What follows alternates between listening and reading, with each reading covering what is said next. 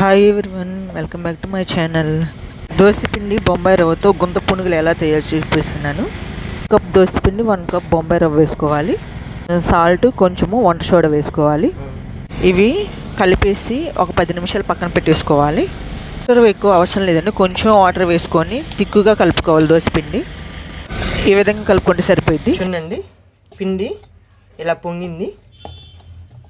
Cut చేసుకున్న onion వేసుకోవాలి, కొంచెము జీరా.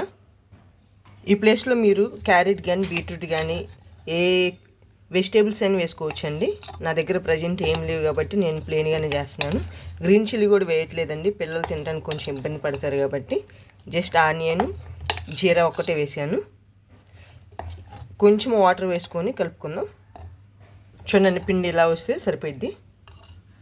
స్టవ్ ఆన్ చేసుకొని గుంత పొంగనాలు వేసుకున్న ప్యాన్ పెట్టుకొని ఆయిల్ అప్లై చేసుకోవాలి.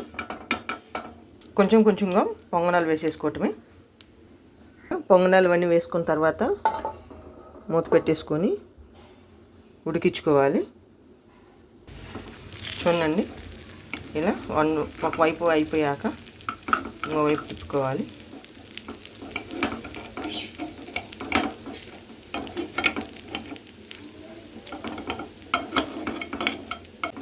వన్ స్పూన్ దోసపిండి, 1 కప్ బొంబాయి రవ్వ అయితే చూడండి చక్కగా వచ్చేసింది.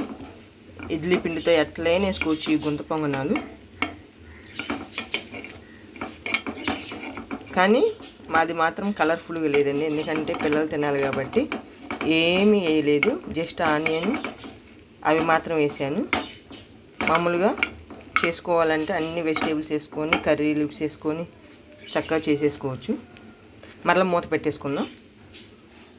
ఇలా ఉడికితే సరిపోతుందండి. స్టవ్ ఆపేసుకుందాం. చూడండి, చక్కగా మన పులి బంగారాలు అయిపోయాయి. గ్రీన్ చిల్లీ చట్నీతో కానీ రెడ్ చిల్లీ చట్నీతో కానీ సర్వ్ చేసుకుంటే చాలా టేస్ట్ ఉంటాయండి. ఈ వీడియోకి నచ్చితే లైక్ చేయండి, షేర్ చేయండి, సబ్స్క్రైబ్ చేయండి. Thank you for watching.